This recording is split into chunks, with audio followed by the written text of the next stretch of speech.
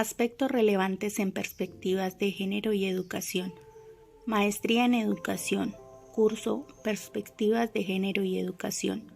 Magíster Wendy Otálvaro. Maestrantes Lady Joana Ruano, Celio Alfonso Guerra, 2022. En 1968, el profesor e investigador Robert Stoller utilizó por primera vez el concepto de género en su libro Sexo y Género, para oponerlo al sexo. Él lo denominó el conjunto de diferencias anatómicas y biológicas entre hombres y mujeres, subrayando de esta manera el carácter socialmente construido de las nociones de masculinidad y feminidad. Por su parte, las mujeres se apoderaron de este concepto porque les permitía sobrepasar el determinismo biológico que les impedía la liberación de la mujer de toda opresión patriarcal. Según Stoller, lo que determina la identidad y el comportamiento masculino o femenino no es el sexo biológico, sino el hecho de haber vivido desde el nacimiento las experiencias, ritos y costumbres atribuidos a los hombres y a las mujeres.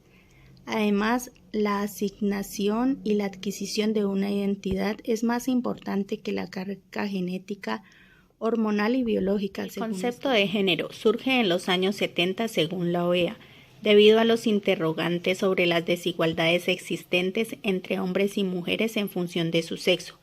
En 1974 se firmó en Argelia la Declaración del Establecimiento de un Nuevo Orden Económico Internacional que pretendía corregir las desigualdades existentes. Este hecho marcó la pauta para la celebración de la primera Conferencia Mundial de la Mujer en México en 1975. En ella se habló sobre la discriminación, salud y desarrollo económico.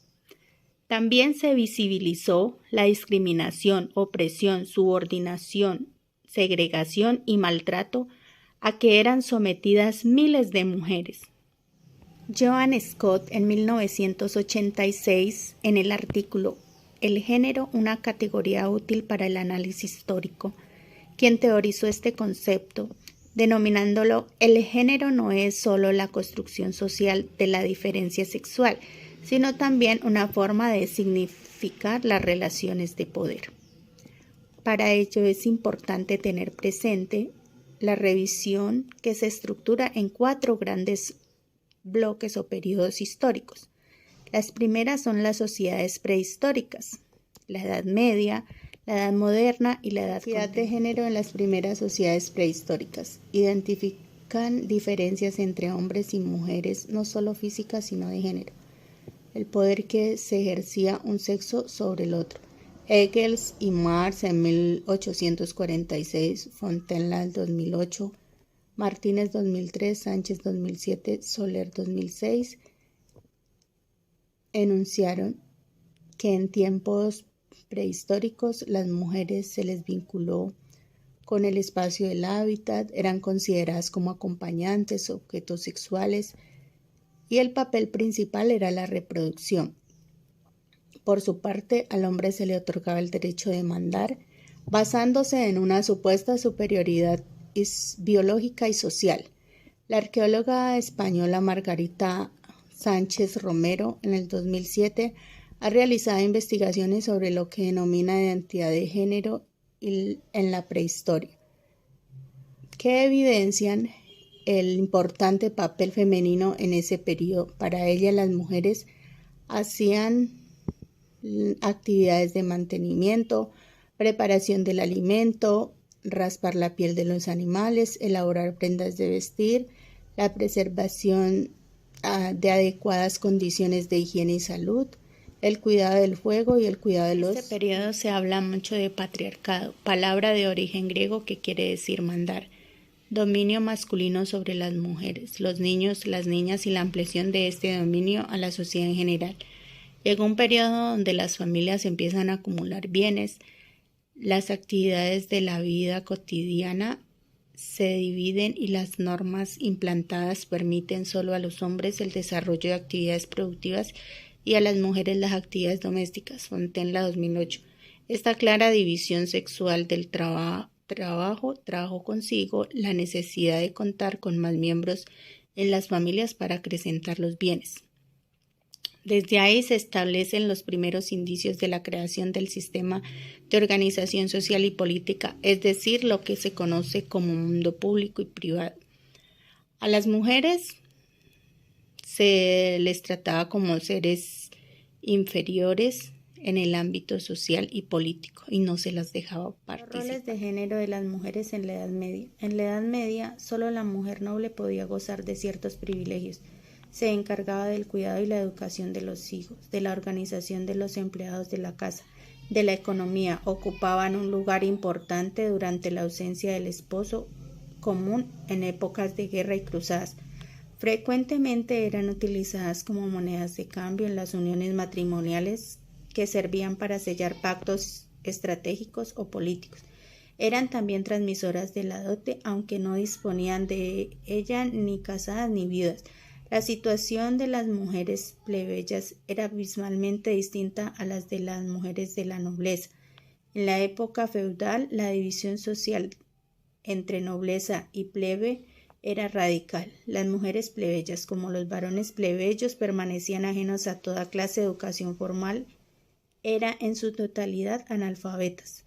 En la nobleza las mujeres recibían prácticamente la misma educación que los hombres. La diferencia estaba en que ellas no podían. En 1412 nace en la ciudad de Domremy, Francia, la santa y heroína Juana de Arco. Era hija de campesinos acomodados, quien fue una gran líder en la época de los conflictos. Participó en la Guerra de los 100 años y a los 13 años confesó haber visto a San Miguel, Santa Catalina y a Santa Margarita, cuyas palabras le exhortaron a ser sirviente y devota de Dios. En 1428, a los 17 años, encabezó el ejército real francés y convenció al rey Carlos de expulsar a los ingleses de Francia. Luego fue capturada, juzgada y condenada a muerte. Las mujeres campesinas con peores condiciones sociales eran las encargadas de todas las tareas domésticas y de la educación de sus hijos, también del ganado, del huerto y en ocasiones de la tierra o del cultivo. Cuando era soltera o viuda, abandonaba a menudo el hogar para realizar trabajos de jornalera o doméstica. Las mujeres que se dedicaban a vivir como monjas gozaban de cierta libertad dentro de los conventos. Muchas de ellas tenían acceso a libros prohibidos para el común. Ayudaban a los pobres, enfermos y huérfanos. En esta época surgió las brujas, pero no como las brujas y el concepto que se tiene en esta época, sino en la Edad Media eran mujeres generadoras de conocimiento. Las brujas eran las parteras, alquimistas, perfumistas, nodrizas o cocineras. Tenían conocimientos en diversos cambios como la anatomía, la botánica y la sexualidad. Prestaban un importante servicio a la comunidad, conocían mucho de las plantas, animales y minerales y creaban recetas para curar. Todo esto fue interpretado por los grupos dominantes del medievo como un poder del diablo. Las élites clasistas, políticas y económicas lo consideraban una amenaza y por eso las quemaban en las hogueras. En la Edad Moderna se presentan inventos y progresos tecnológicos en la comunicación. Las fuerzas económicas y sociales se ven fortalecidas. Surge el capitalismo y la burguesía, acompañado de nuevas identidades políticas que prohibieron la consolidación de naciones y estados.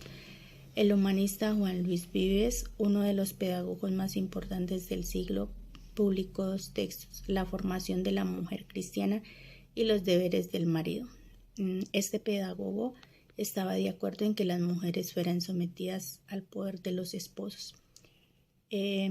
Estaba convencido de que la mujer debe aprender para ella sola, para sus hijos mientras son todavía pequeños, porque no es adecuado que una mujer esté frente a una escuela trabaje entre hombres. Un siglo después surgen aportaciones del filósofo francés Francois Paulin de Labarre, quien estaba convencido de la injusticia y desigual condición en que se encontraban las mujeres de su época, por lo que escribió numerosos textos en defensa de la igualdad entre los sexos.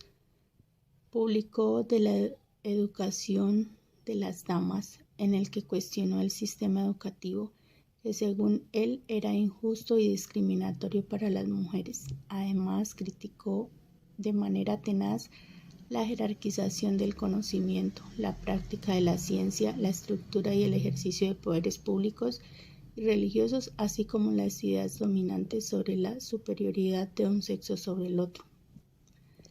En este periodo se da el proceso de la Ilustración. Un dirigente político francés, Jean-Antoine Condorcet, un personaje de gran influencia en la Revolución Francesa, elaboró un programa de instrucción pública para diseñar un sistema educativo francés. En el mismo se ofrecía a ambos sexos la posibilidad de acceder a la educación. De igual forma, propuso una solución para propiciar a las mujeres el derecho al voto. La edad contemporánea hasta el presente.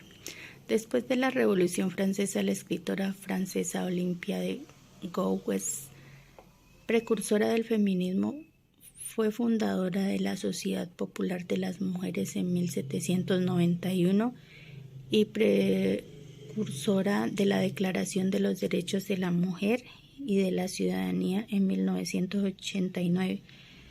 En respuesta a la Declaración de los Derechos del Hombre y el Ciudadano propuesta en la Revolución Francesa, de Douai reclamó un trato igualitario de la mujer con respecto al hombre en todos los aspectos de la vida, públicos y privados, entre estos el derecho al voto, ejercer cargos en el gobierno y hablar en público sobre asuntos políticos, a la propiedad privada, a la participación en el ejército, a tener igualdad de poder en la familia y en la iglesia, así como en la educación.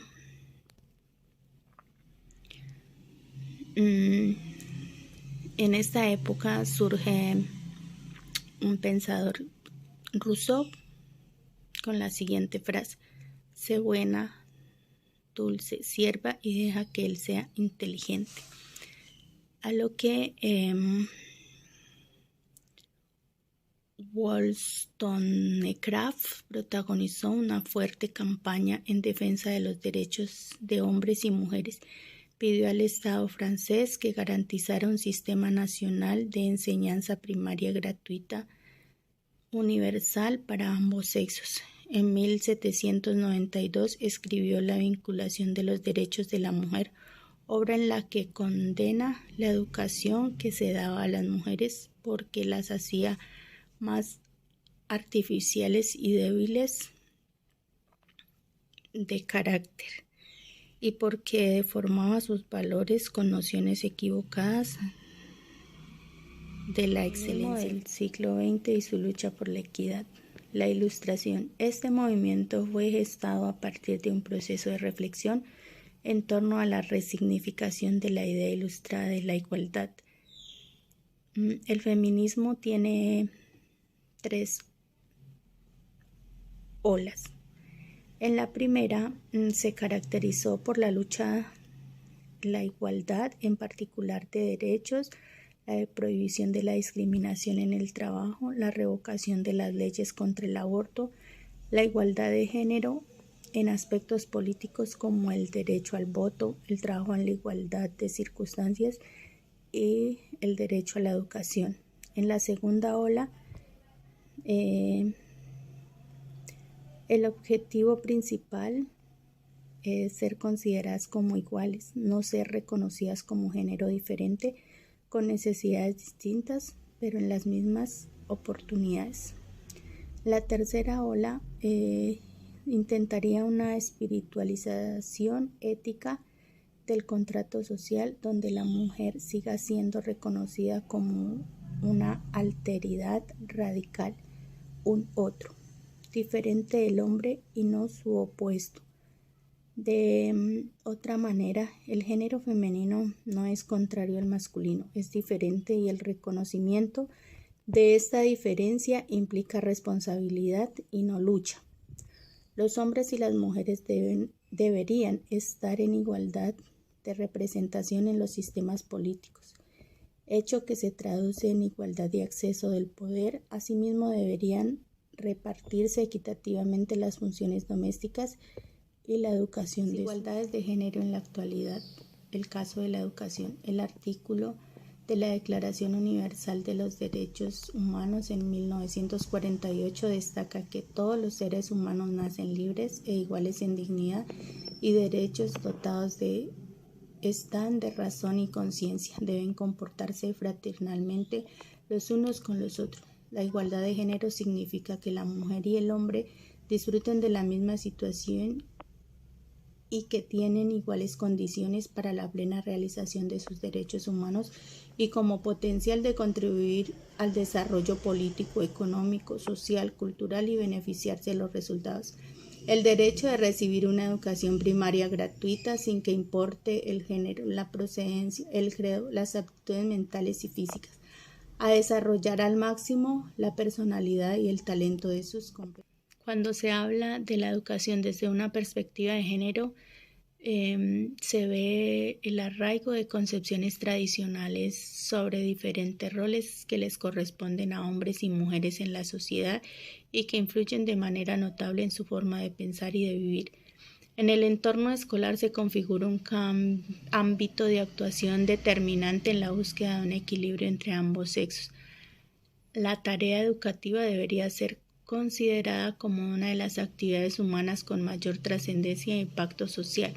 El principio de la equidad y que se fomente una escuela inclusiva. Desde mi experiencia, podemos decir que todavía tenemos sesgos entre la dominación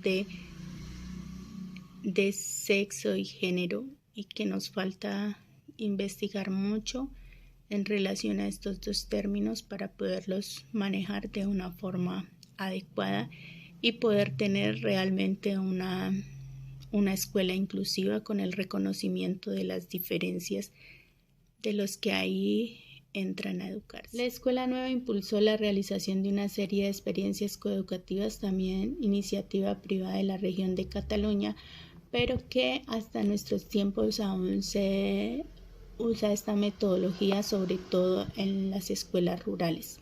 Sánchez 2008 menciona que existe una serie de aplicaciones pedagógicas necesarias para prevenir problemas de desigualdad y discriminación entre sexos. Algunas de ellas son la elaboración de un plan preventivo para eliminar la violencia contra la mujer que abarque todos los ámbitos, empezando por la prevención en la escuela.